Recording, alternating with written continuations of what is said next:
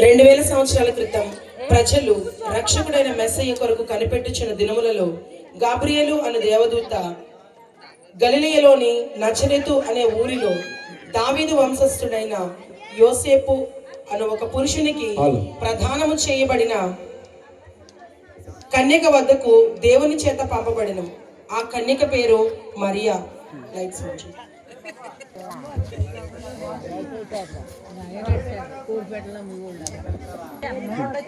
దయాప్రాప్తురాల నీకు శుభము, ప్రభువు నీకు తోడై ఉన్నాడు. ఈ శుభవచనం ఏమిటో? మరియా, భయపడకుము, దేవుడు నీకు తోడై ఉన్నాడు. ఇదిగో నీవు గర్భము ధరించి కుమారుని కని ఆయనకు యేసు అని పేరు పెట్టుదు. గనుక గొప్పవాడై సర్వోన్నతుని కుమారుడు అనబడును. నేను పురుషుని ఎరిగిన దానిని, ఇది ఎలా జరుగును? పరిశుద్ధాత్మని మీదకి వచ్చును, సర్వోన్నతుని శక్తి నిన్ను కమ్ముకును. గనుక పుట్టబోయే శిశువు పరిశుద్ధుడై దేవుని కుమారుడు అనబడును.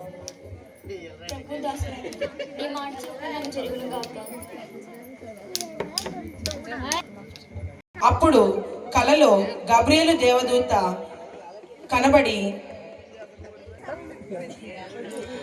దావీదు కుమారుడైన యోసేపు, నీ భార్య అయిన మరియను చేర్చుకొనుటకు నీవు భయపడనక్కర్లేదు.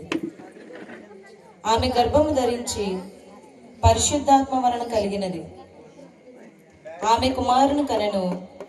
తన ప్రజలను వారి పాపముల నుండి ఆయనే రక్షించును. ఆయనకు యేసు అని పేరు పెట్టుదు. ప్రభువు దూత తనకు ఆజ్ఞాపించిన ప్రకారము తన భార్యను చేర్చుకొనెను.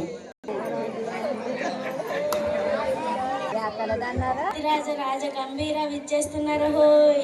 హేరోదు రాజుల వారు విచ్చేస్తున్నారు హో.